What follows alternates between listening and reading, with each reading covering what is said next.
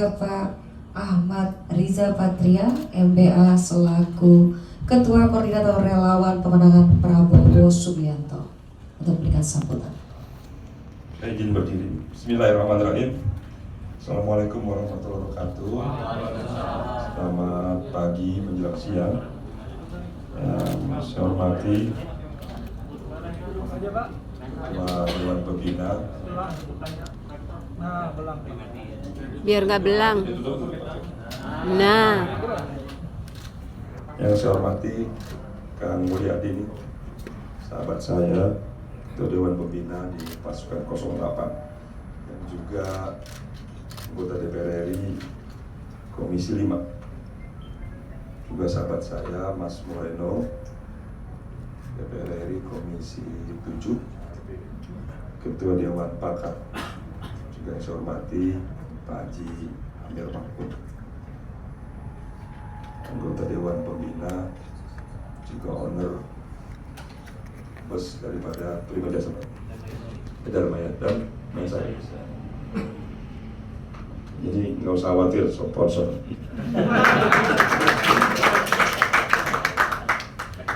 Yang saya hormati Pak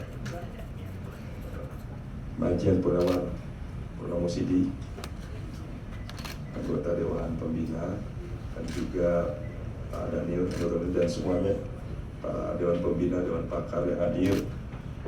Juga tentu yang saya banggakan Ketua Umum Mas Alfian Setian yang luar biasa, memiliki sertifikat, memiliki kemampuan cyber yang dapat dibanggakan. Tadi Mas Mulyadi tadi menyampaikan, orang Indonesia ini kalau soal cyber, soal IT ini udah tembus kemana-mana ke dunia. Jadi jangan heran kalau kita lihat anak muda Indonesia itu punya kemampuan IT yang hebat. Sekjen dan juga Ketua Panitia Mas Brandi Wongkar dan semua yang hadir, juga yang saya banggakan teman-teman dari media yang jumlahnya melebihi pengurus yang hadir. Luar biasa antusiasnya, sampai di pengurusnya mengalah di luar. Alhamdulillahirabbil alamin, wassalatu wassalamu ala asrofil anbiya'i wal mursalin wa ala alihi washabihi ajmain, amma ba'du.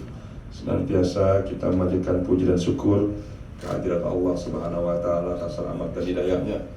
Pada pagi hari ini kita dapat berkumpul bersilaturahmi dalam rangkaian kegiatan deklarasi atau launching relawan yang bernama Pasukan 08. Pasukan artinya Prabowo Subianto, Kepala Negara yang ke-8. Amin. Juga yang antik nih dari relawan ini adalah fokusnya pada relawan cyber, Mas. Cyber dan milenial. Jadi nanti kerjanya banyakkan di dunia online, bukan offline, tapi tetap offline-nya jaga. Karena saya lihat selain di bidang online, di offline juga udah mulai nanti. Setelah dari sini mau ke makam Taman Pahlawan, ziarah, kemudian juga membagikan sembako ya, bagi warga sekitar makin miskin, dan juga makan siang nanti di jajanan warung-warung UMKM. Jadi nggak cuma deklarasi hari ini dan menggagas relawan cyber dan milenial, tapi juga berbuat nyata. Tentu saya atas nama Koordinator Sekber Relawan Pemenangan Prabowo Presiden, ini namanya Koordinator Sekber Relawan Pemenangan Prabowo Presiden, menyampaikan terima kasih dan bangga selalu saja hadir teman-teman dari berbagai latar belakang dan komunitas menjadi relawan pemenangan Bapak Prabowo Subianto.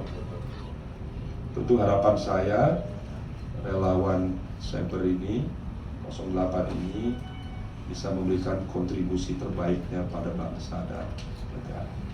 Apa yang selalu disampaikan oleh Bapak Prabowo agar kontestasi politik, kontestasi demokrasi ke depan adalah kontestasi ide dan gagasan. menyampaikan visi, misi, program. Kita beradu, berdebat, berdiskusi soal ide dan gagasan bagaimana membangun bangsa agar maju, makmur, sejahtera, dan adil. Seperti sampaikan tadi Kang Mulyadi. Kemudian yang kedua, saya tentu berharap relawan ini juga bisa mengklarifikasi berbagai berita-berita hoax yang terus berkembang. Ini juga catatan bagi kita sebagai sebuah bangsa. Di dunia, Indonesia ini termasuk negara yang paling banyak memproduksi hoax.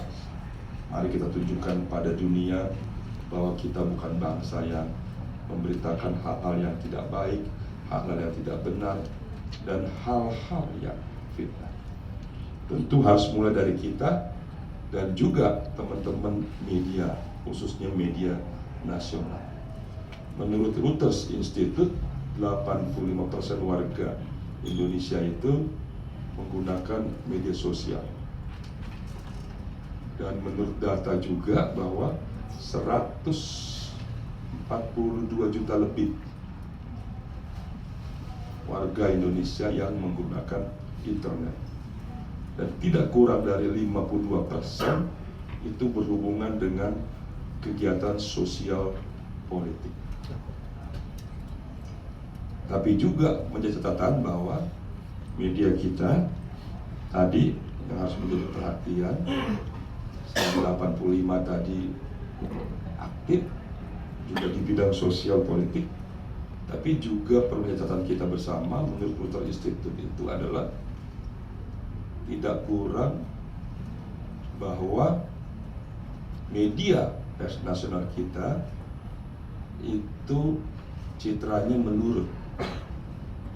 Kepercayaan publik pada media pers nasional itu menurun.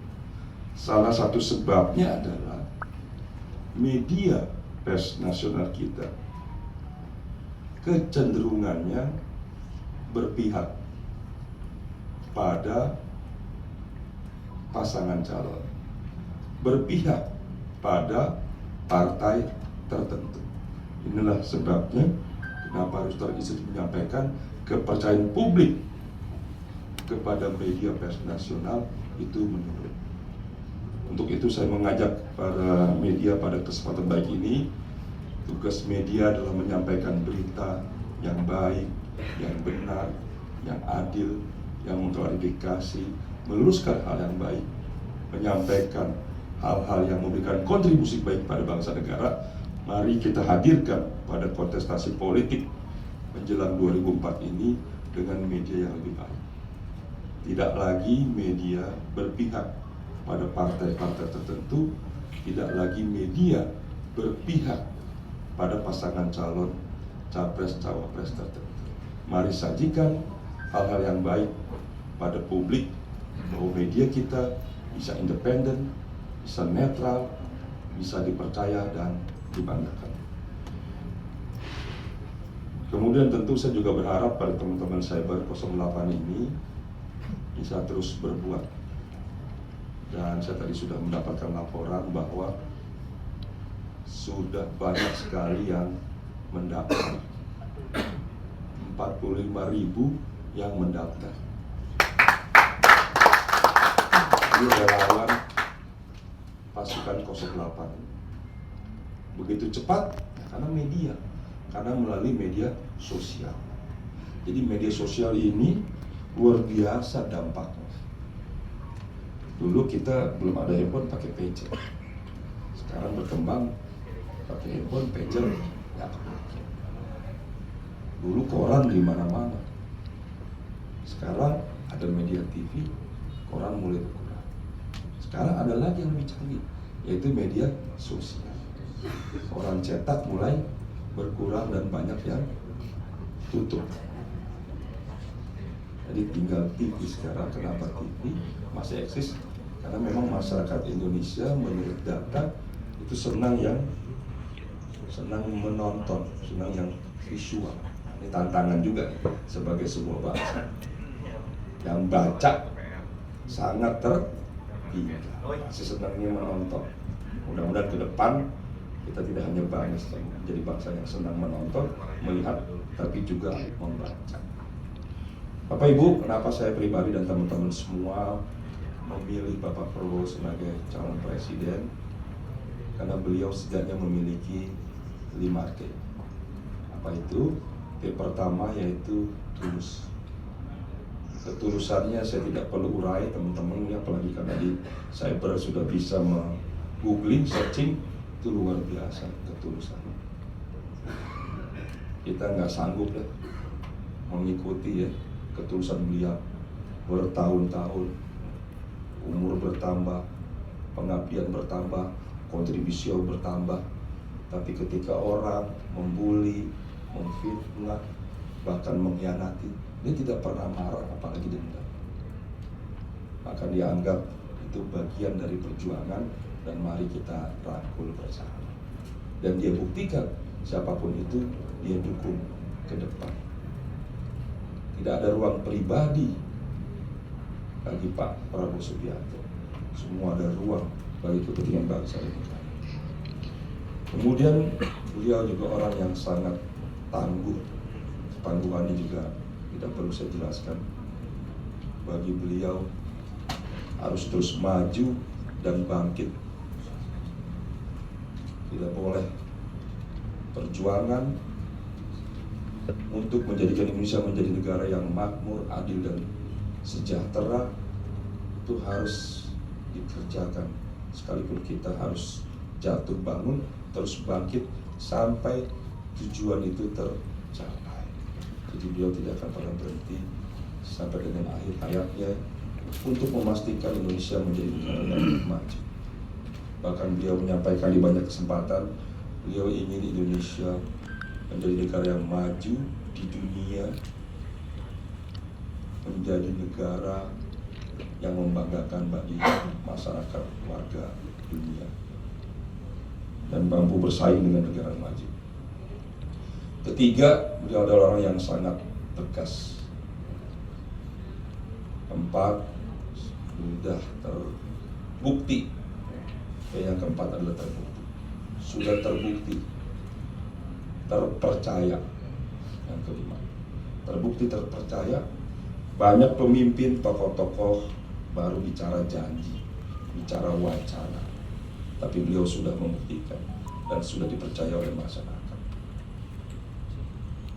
Banyak sekali bukti-bukti yang kita saksikan bagaimana beliau sebagai orang yang sangat tulus tadi, negarawan. Saya sering menyampaikan di banyak kesempatan, kalau kita memilih pemimpin, apalagi pemimpin Indonesia yang sangat beragam, yang sangat plural, yang sangat heterogen, itu tidak boleh main-main. Karena kalau salah memilih, Indonesia akan menjadi negara yang hancur, menjadi negara yang gagal. Itu kita pastikan kita akan mendapatkan pemimpin yang dari berbagai aspek, sektor, sudut pandangan, dan berbagai pilihan adalah memiliki kualifikasi yang terbaik. Dia memiliki bibit, bobot, bebet yang luar biasa. Mulai dari kakek, orang tua, keluarga, bibit bobotnya sangat teruji.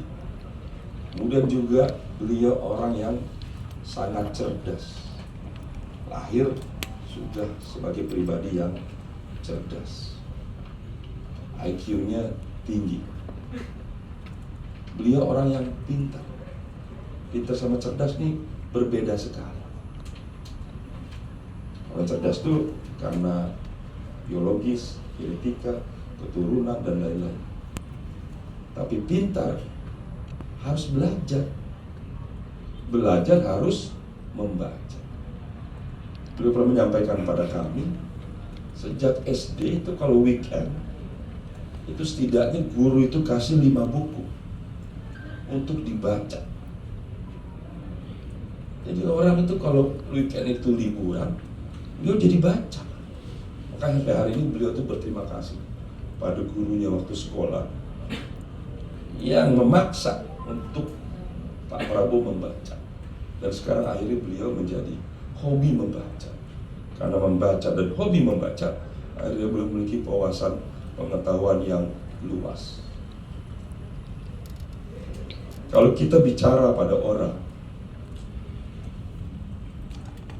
mengukur kecerdasan dan kepintarannya, itu saya sering menyampaikan sederhana. Ajak bicara selama mungkin. Kita bisa mengukur dan mengetahui sejauh mana kecerdasan, kompetensi, pengetahuan yang dimiliki. Kalau kita diskusi dan berbicara dengan Pak Prabowo, semakin lama bukan semakin bosan. Justru semakin lama kita semakin asik, semakin mengagumi, dan terus kita ingin mendengar dan menggali dan berdiskusi. Karena begitu banyaknya, begitu luasnya pengetahuan dan wawasan beliau.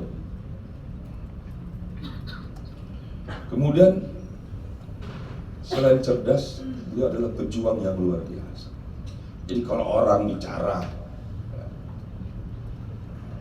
hati untuk bangsa siap mati.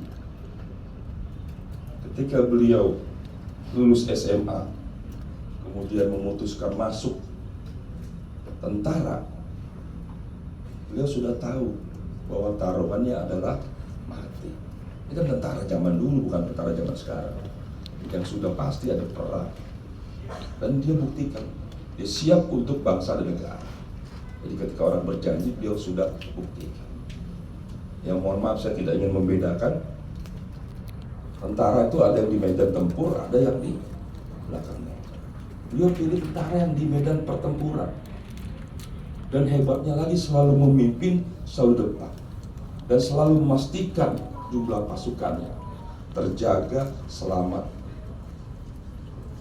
Ketika beliau sakit, pernah ingin dijemput oleh helikopter.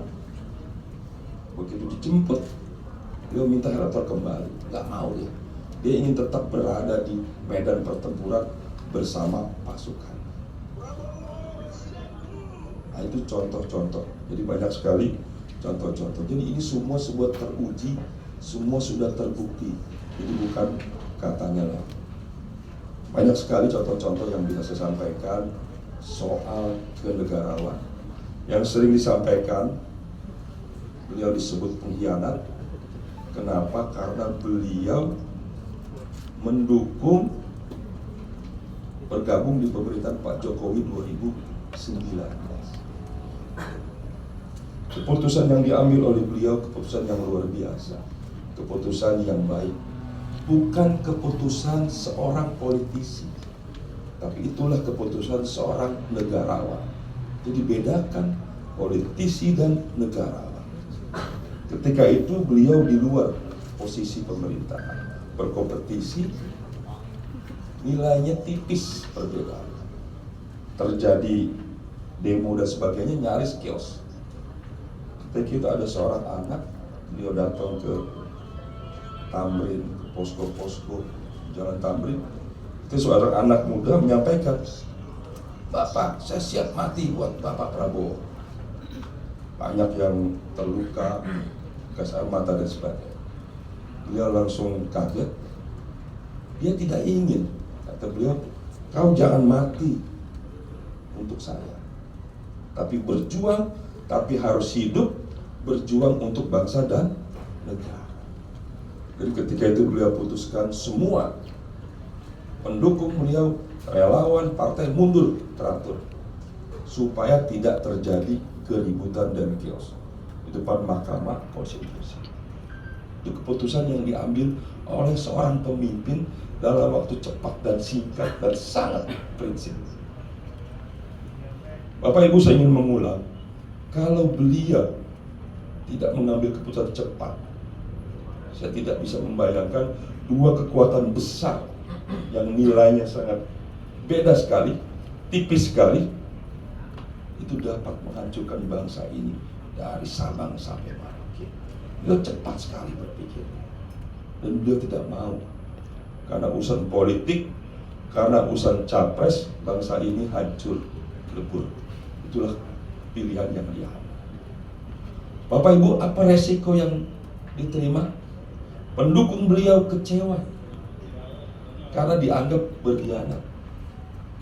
Mungkin secara matematis bagi hitungan partai politik, kalau Bapak Prabowo tetap di luar pemerintahan ketika itu, mungkin Partai Gerindra akan semakin tinggi elektabilitasnya. Bapak Prabowo akan semakin tinggi elektabilitasnya sebagai oposisi. Itu kepentingan pribadi dan partai tidak diambil, tapi beliau mendaulat kepentingan bangsa dan negara. Makanya mendukung Pak Jokowi, mendukung pemerintahan. Itu yang ingin saya sampaikan juga. Jadi Bapak Ibu, itu yang ingin saya sampaikan. Semua pemikiran, niat baik, sikap beliau, tindakan itu sudah sangat terang benderang, menunjukkan beliau adalah pemimpin sejati, pemimpin yang luar biasa, seorang negarawan yang bicaranya, sikapnya tidak hanya untuk pribadi dan partai, tapi untuk kepentingan bangsa yang lebih besar. Di pemerintahan dia tunjukkan dengan kerja-kerja nyata sebagai menteri, bukan mencari popularitas, bukan meningkatkan elektabilitas.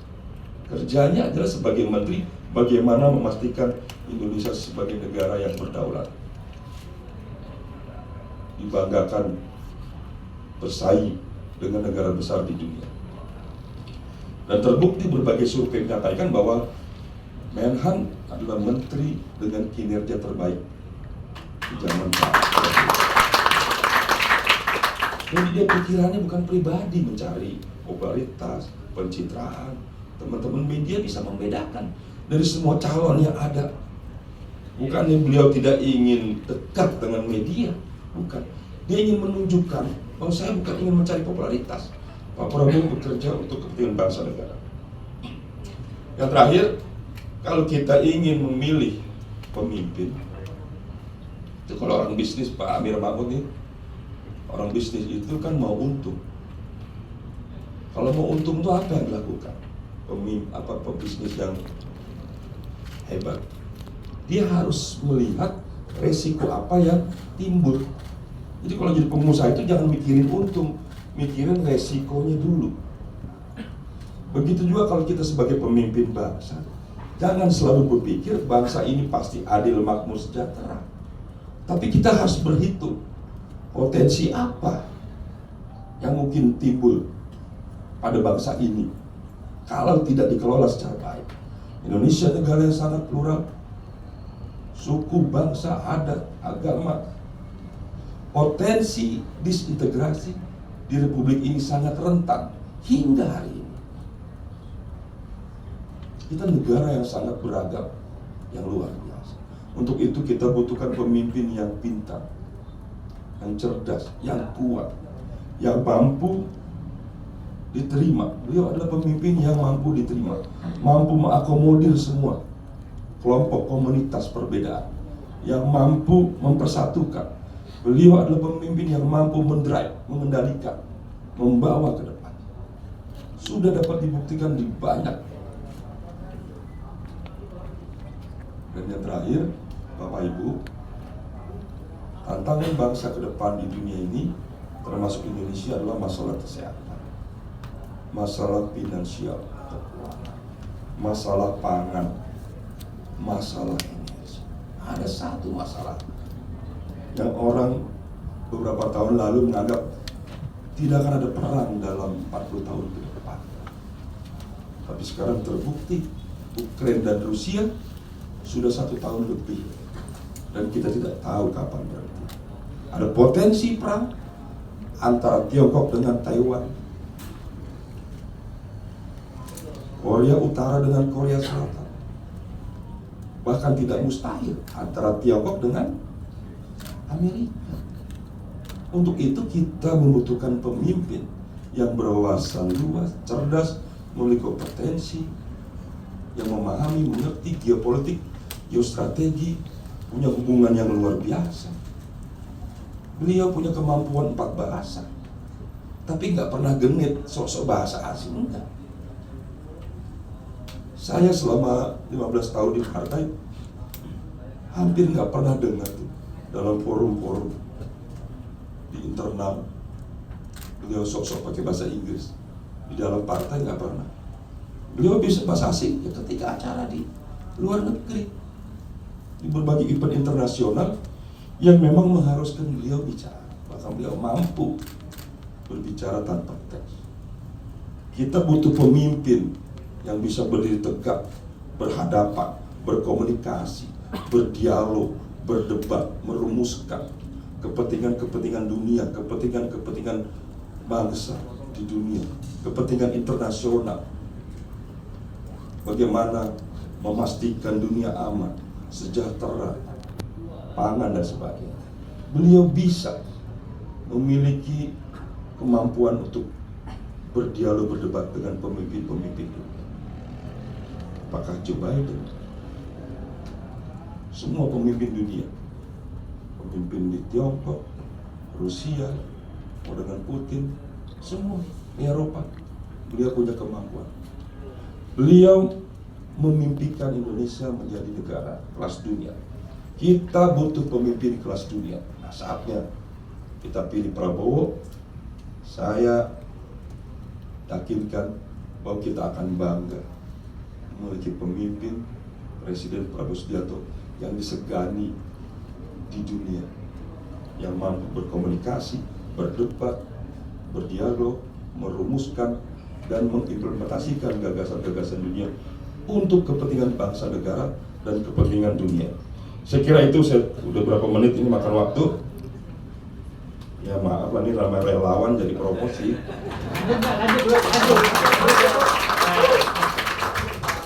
Jadi silakan teman-teman media, kalau boleh coba di kalau orang bilang tuh di SWOT ya, kekuatannya apa, kelemahannya apa, peluangnya apa, tantangannya apa, hambatannya apa. Silakan bandingkan dengan calon-calon yang ada, silakan. Saya sering mengajak adik-adik itu apa-apa tuh semuanya itu harus dibiasakan di itemas, disusun 1, 2, 3. Jadi kalau kita mau kerja tuh apa aja yang mau kita kerjakan itu kita tulis. Saya sejak kecil tuh setiap malam itu saya tulis tuh besok ngapain aja, ini sampai 20 hal tulis. Silakan di itemas, kelebihan, kekurangan, peluang, tantangan Bapak Prabowo, calon-calon yang lain silakan. Anda boleh sebut 100 item, kita bisa berdiskusi secara terbuka. Kita akan bangga dengan beliau. Kita akan bangga dengan beliau. Ada pemimpin, ada tokoh bangsa seperti beliau.